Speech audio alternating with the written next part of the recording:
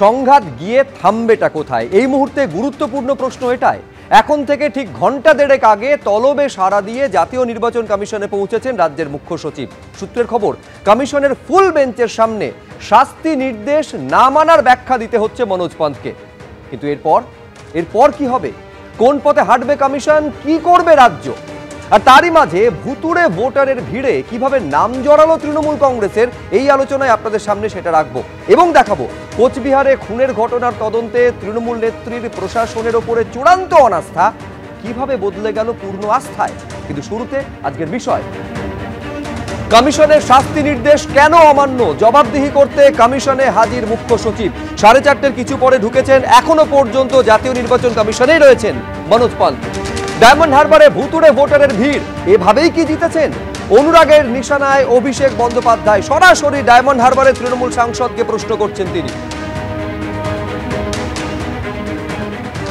CBI নয়, চাই CID. কোচবিহারে খুনের ঘটনার তদন্তে সুর বদল তৃণমূল নেত্রীর।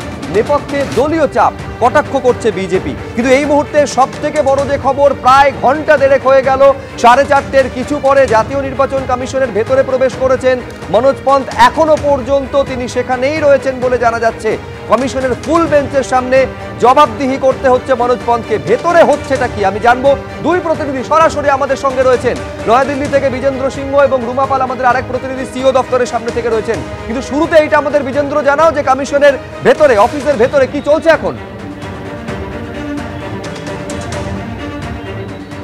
দেখো, যেটার জন্য ডাকা হয়েছিল মনোজ পন্তকে, তলব করেছিল ইলেকশন কমিশন, সেটার জন্য তিনি পৌঁছে গেছেন এবং 4:30 কিছু আগে 4:25 থেকে 30-এর মধ্যে আমরা দেখলাম তিনি নির্বাচন সদনে পৌঁছে যান এবং তারপর কিছুক্ষণ তাকে নিচে রিসেপশনে ওয়েট করানো হয় এবং তারপর লিফট দিয়ে তিনি উপরে ইলেকশন কমিশনাররা যেখানে বসেন সেখানে তাকে নিয়ে যাওয়া হয় এবং সেখানে তিনি জবাবদিহি করছেন। কারণ যে নির্দেশিকা ইলেকশন কমিশন পাঠিয়েছিল রাজ্যকে, সেটা মান্যতা পায়নি এবং যেভাবে ইমপ্লিমেন্ট করা হয়েছে সেটাতেই ক্ষুব্ধ হয়ে ইলেকশন কমিশন তখন সরাসরি চিফ সেক্রেটারিকে তলব করে।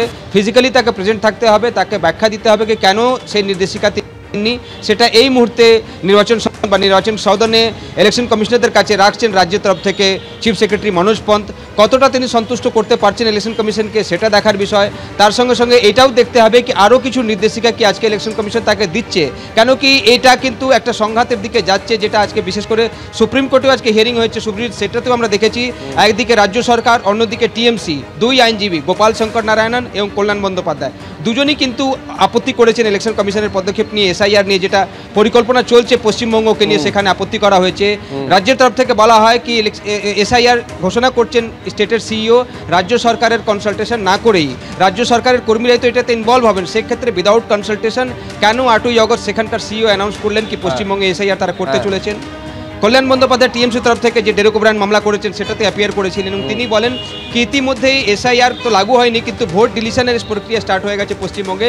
জেনুইন ভোটারদের নাম বাদ দিচ্ছে ইলেকশন কমিশন, সেটাও আজকে কল্যাণ বন্দ্যোপাধ্যায় একেবারে কল্যাণ বন্দ্যোপাধ্যায় তিনি নির্বাচন কমিশনের ভূমিকা নিয়ে প্রশ্ন তুলেছেন। কিন্তু আজকে নির্বাচন কমিশন কি করবে সেদিকে নজর থাকবে। আপনারা জানেন যে 5 জনের বিরুদ্ধে ব্যবস্থা নেওয়ার কথা একেবারে বলা হয়েছিল জাতীয় নির্বাচন কমিশনের চিঠিতে, যেটা মুখ্য সচিবকে পাঠানো হয়েছিল, যার মধ্যে 2 জন ইআরও, 2 জন এইআরও এবং 1 জন ডেটা এন্ট্রি অপারেটর রয়েছেন। কিন্তু এদের বিরুদ্ধে কোনো শাস্তিমূলক ব্যবস্থা নেওয়া হয়নি। উল্টে 1 জন এইআরও এবং ডেটা এন্ট্রি অপারেটরকে নির্বাচনের কাছ থেকে অব্যাহতি দেওয়ার কথা বলার পাশাপাশি এদের প্রশস্তি শোনা গেছিল কার্যত রাজ্য নির্বাচন মুখ্য সচিবের দেওয়ার চিঠিতে, যেটা জাতীয় নির্বাচন কমিশনকে পাঠিয়েছিলেন। আমি এইখানে আপনাদের দেখাতে চাইবো যে কুণাল ঘোষ তিনি আজকে কি বলছেন জাতীয় নির্বাচন কমিশনে মুখ্য সচিবের যাওয়া নিয়ে। এই বিষয়টা আমরা এই মুহূর্তে কিছু বলবো না, তার কারণ নির্বাচন কমিশন আমরা চাই নিরপেক্ষ থাকুক, কিন্তু তারা বিজেপির প্রভাবে বিজেপিকে সুবিধা পাইয়ে দেওয়ার জন্য কাজ করছে। সেই কারণে আমাদের মাননীয় মুখ্যমন্ত্রী তিনি পরিষ্কারভাবে অবস্থান জানিয়ে দিয়েছেন এবং মাননীয় মুখ্য সচিব তিনি দিল্লি গেছেন। এর বেশি আজ আমরা এই বিষয়ে কোনো কথা বলছি না। আমি রুমা পালের সঙ্গে কথা বলবো। একটা বিষয় রুমা, তার চিঠিতে বা এর তলবের মধ্য দিয়ে জাতীয় নির্বাচন কমিশন বুঝিয়ে দিচ্ছে যে রাজ্যের ভূমিকায় তারা অসন্তুষ্ট। ফলে এই অবস্থায় দাঁড়িয়ে প্রশ্ন একটাই, ঠিক কোন কোন পথ খোলা রয়েছে এখন কমিশনের কাছে, কি করতে পারে কমিশন? দেখো, নির্বাচন কমিশন কি করবে সেটা অবশ্যই নির্বাচন কমিশনের উপরে নির্ভর করছে। তবে এটা ঠিক, নির্বাচন কমিশন তার যে নির্দেশ সেটা কিন্তু নির্দেশ থাকবেই এমনটাই মনে করা হচ্ছে, কারণ নির্বাচন কমিশনের কাছে কিন্তু পুরোপুরি তথ্য রয়েছে, পুরো প্রমাণ রয়েছে, ডিজিটালি প্রমাণ রয়েছে। এই দুই ইআরও এবং একজন ক্যাজুয়াল ডেটা এন্ট্রি অপারেটর তারা যে কারচুপি করেছেন সেটার পুরোপুরি তথ্য রয়েছে, এমনকি পুরো ফুটেজ রয়েছে তাদের কাছে, যে কিভাবে সিস্টেম রয়েছে, সিস্টেমের মধ্যে দিয়ে কিন্তু পুরো নির্বাচন কমিশন সেটা বুঝতে পেরেছে এবং জানতে পেরেছে বলেই কিন্তু এই 5 জনের বিরুদ্ধে ব্যবস্থা নেওয়ার কথা বলা হয়েছিল, সাসপেনশনের সাথে সাথে এফআইআর লজ করার কথা বলা হয়েছিল। কিন্তু রাজ্যের তরফ থেকে কি বলা হয়েছে, অযথা কঠোর পদক্ষেপ, এতে মনোবল ভাঙবে এবং বৃহত্তর ক্ষেত্রে যারা কাজ করছে তাদের মনোবল ভাঙবে। এবং এটাও বলা হয়েছিল গুড ফেথের জন্য, অনেক সময় ভালো সুসম্পর্কের জন্য কিন্তু তার অধস্তন কর্মীদেরও কিন্তু কাজ করতে বলা হয়। এই যে বলা হয়েছে, এখানে কিন্তু একটা বিশাল প্রশ্ন নির্বাচন কমিশন করছে, বিরাট প্রশ্ন নির্বাচন কমিশন করছে। সেটা কি, সেটা বলছে যে গুড ফেথেও কিন্তু কোনো ইআরওই কিন্তু তার আইডি অথবা কোনো ওটিপি শেয়ার করতে পারে না ডেটা এন্ট্রি অপারেটর। এবং সেক্ষেত্রে আরও বলে রাখি, ক্যাজুয়াল ডেটা এন্ট্রি অপারেটর সেক্ষেত্রে বলে রাখি রাজ্যে কিন্তু 600টা পদ এখনও শূন্য রয়েছে। এবার যে কাজ করা হচ্ছে এই ডেটা এন্ট্রি অপারেটররা, তারা কিন্তু ক্যাজুয়াল যারা রয়েছেন তারা কাজ করছেন। এটাও কিন্তু মাথা ব্যথার কারণ হয়ে দাঁড়িয়েছে নির্বাচন কমিশন। একেবারে এখানে এটা নিয়েও কিন্তু কমিশন সূত্রে খবর, তারা তাদের আশঙ্কার কথা জানিয়েছে। আমি এইখানে সমীর চট্টোপাধ্যায়ের কাছে শুরুতেই আসবো। সমীরদা, এইটা কিন্তু সংবিধান বিশেষজ্ঞরা বারে বারে মনে করিয়ে দিচ্ছেন যে সংবিধানের 324 নম্বর ধারা এইটা নির্বাচন কমিশনকে পূর্ণ ক্ষমতা দিয়ে রেখেছে একটা সুষ্ঠু নির্বাচন করার জন্য তাদের কি কি করতে পারে। যখন নির্বাচন কমিশন স্পষ্ট এইটা বলছে যে তাদের কাছে যাবতীয় ডিজিটাল এভিডেন্স রয়েছে, তারা এই ইআরও এবং ডেটা এন্ট্রি অপারেটর কিভাবে দুর্নীতিতে জড়িয়ে রয়েছেন, তারপরেও তাদের পাশে দাঁড়ানো, এক তো যে সাংবিধানিক সংকট তৈরি করার রাস্তাটা প্রশস্ত হচ্ছে এবং কার্যত রাজ্যের পাশে দাঁড়ানো মানে দুর্নীতিকে প্রশ্রয় দেওয়া হচ্ছে নাকি? না, শুধু সংবিধান মেনেই যদি হয়, ভারতীয় একটা আইন ব্যবস্থাও আছে। আমাদের আইনে কোথাও বলা নেই বা এরকম কোথাও আছে কিনা আমার জানা নেই যে একজনকে সাসপেন্ড বা এফআইআর আপনি করছেন তার আগে সেই ব্যক্তিকে আপনাকে শোকজ করতে হবে, আত্মপক্ষ সমর্থনের সুযোগ দিতে হবে। একজন যদি ফাঁসির আসামি, তাকেও যদি আত্মপক্ষের সমর্থন দেওয়া না যায়, আমি যা খুশি তাই করতে পারি সংবিধানে আছে বলে। আমাদের তো এটা মিনিমাম মানে কমিশন যাবতীয়, আপনি পুরোটা শোনেননি সমীরদা, কমিশন পুরোটা তাদের কাছে প্রমাণ রয়েছে, সেই প্রমাণের নিরিখে ব্যবস্থা নেওয়ার কথা বলা হয়েছে। অভিযোগগুলো শুনুন, বিষয়টা শুনুন। আমি জানি না, আমার সঙ্গে প্রতীক চট্টোপাধ্যায় আছেন, ব্যাখ্যাটা তিনি আরো ভালো দিতে পারবেন। কিন্তু অভিযোগগুলো মারাত্মক, যে একটা নথির ওপরে ভিত্তি করে 10টা নামকে ঢোকানো হয়েছে। শুধু তাই নয়, 127টা জনের নাম এইভাবে ঢোকানো হয়েছে। আপনি বলছেন এই জিনিসগুলো যখন প্রমাণ রয়েছে তারপরও ব্যবস্থা নেওয়াটা কমিশন এখতিয়ার বহির্ভূত কাজ করেছে? কাকে বলছেন? আমাকে?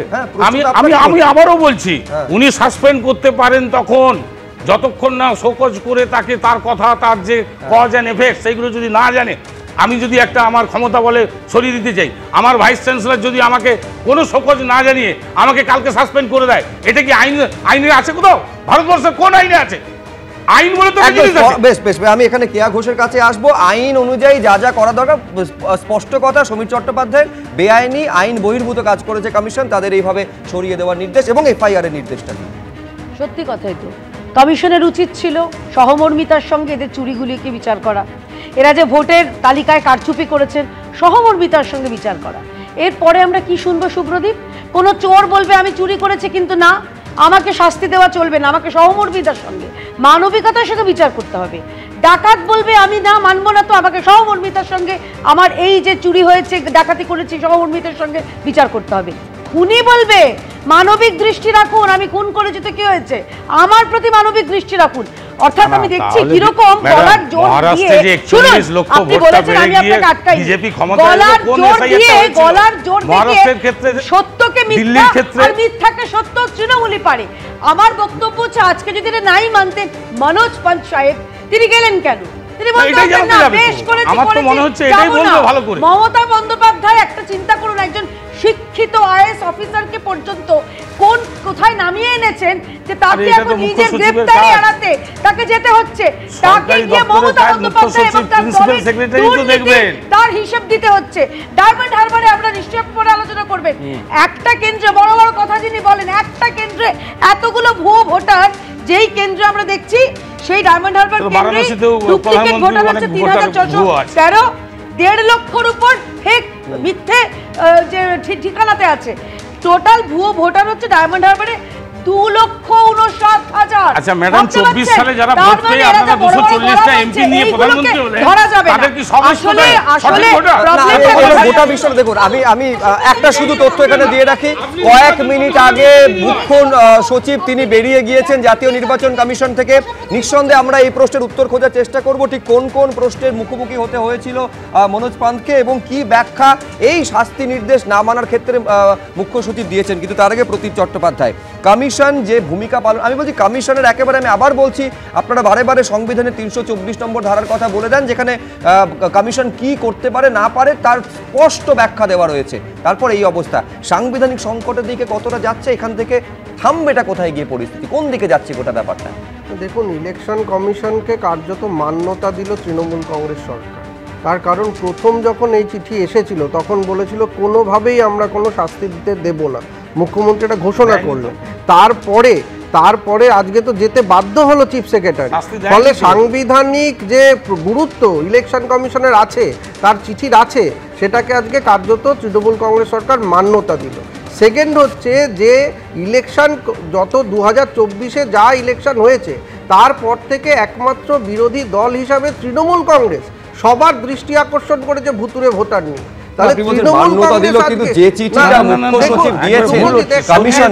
সেই চিঠিতে কোথাও তো সেই নির্দেশ মানার কথা বলা হয়নি, উল্টে এই সমস্ত অফিসারদের পাশে দাঁড়িয়েছে রাজ্য।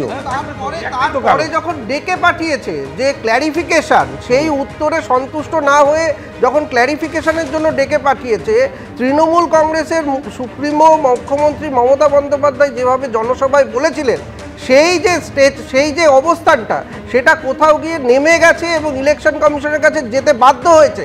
এবং আরেকটা কথা বলছি যে ইলেকশন কমিশন আজকে তৃণমূল কংগ্রেস বলে দিক যে কিভাবে ভুতুরে ভোটার সরাবে। আমি বলতে এখানে শুধু সমীরদের কাছে যাওয়ার আগে দুটো তথ্য সংযোজন করতে চাইবো। তৃণমূলের পঞ্চায়েত সদস্য, তার বাড়িতে তার গৃহবধূর দুটো ভোটার কার্ড, দুটো এপিক নম্বরে একই ব্যক্তির ভোটার কার্ড।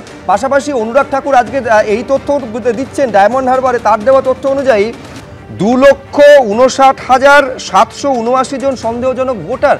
এইখানে প্রশ্ন করছেন অনুরাগ ঠাকুর, এই ভুতুরে ভোটারে কি তাদের ভোটে কি বারে বারে জিতে আসছেন অভিষেক বন্দ্যোপাধ্যায়? প্রশ্নটা বড় করে এই আলোচনাতেও সামনে আনবো। আমি সৈকত গিরির কাছে এইখানে আসবো। সৈকত, টাইম অ্যান্ড এগেন এইটা যে প্রথমবার হয়েছে এমনটা নয়, রাজ্যের সঙ্গে কমিশনের সংঘাত একাধিকবার দেখা গিয়েছে। এমনকি মমতা বন্দ্যোপাধ্যায় এর আগে কমিশনকে রীতিমতন চ্যালেঞ্জও ছুড়ে দিয়েছেন একাধিকবার, কিন্তু তারপরে দেখা গিয়েছে যে কমিশনের নির্দেশ রাজ্য মেনেছে। আমি বলছি তারপরেও কমিশন বা ভোটার তালিকা তৈরি থেকে শুরু করে ভোট করানোর ক্ষেত্রে কমিশনের সিদ্ধান্ত যে আপার হ্যান্ড পায়, এটা বারে বারে সেটা সামনে এসেছে। আমি বলছি এটা নিশ্চয়ই রাজ্য ভালো মতন জানে। তাহলে এই সাংবিধানিক সংকটের পরিস্থিতি বা সেই জায়গার দিকে গোটা ব্যাপারটা যাচ্ছে কি কারণে?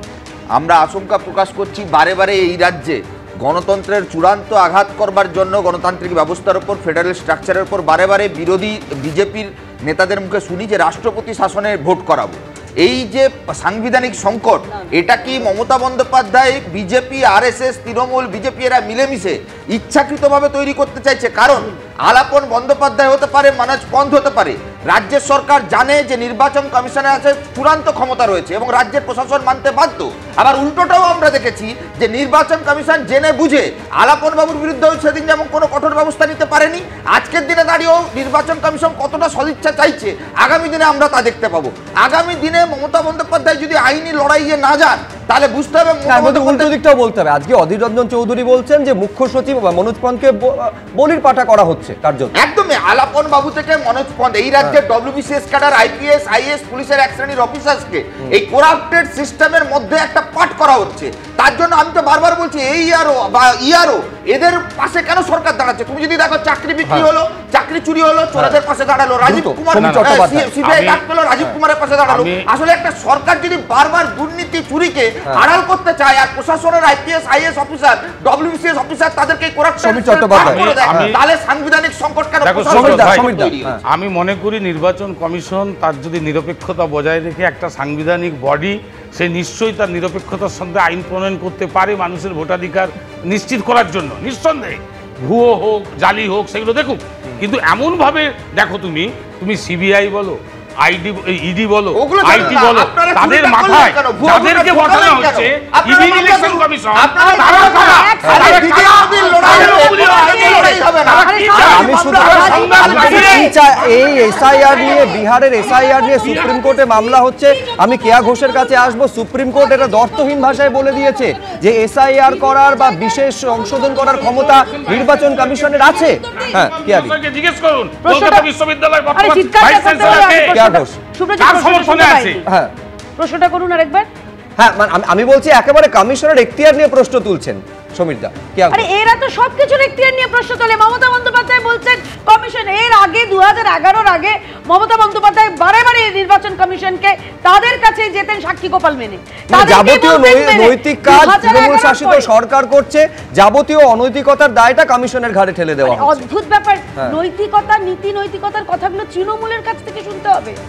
যে মমতা বন্দ্যোপাধ্যায়, এক সেকেন্ড, আরে ভাই, ভাই, ডায়মন্ড হারবারে এত ভুয়ো যে ভোটার, তাহলে মমতা লোকসভা ভোটের বন্দ্যোপাধ্যায়- আগে নির্বাচন আরে ভাই, কমিশনের ব্যবস্থা তোমার নেই। কি, তোমার কি নির্বাচন কমিশন তুমি বলা কি লাগে এখন আপনারা তৃণমূলের মুখপাত্র? বেশ বেশ, ডায়মন্ড হারবারে তৃণমূলের প্রসঙ্গে পৌঁছে আমি একটা ছোট্ট বিরতি অভিষেক- করে ডায়মন্ড হারবারের প্রসঙ্গতে আসবো, যেখানে অভিষেক বন্দ্যোপাধ্যায়কে কিভাবে অনুরাগ ঠাকুর নিশানা করলেন। দেখাবো বিরতি থেকে ফিরে।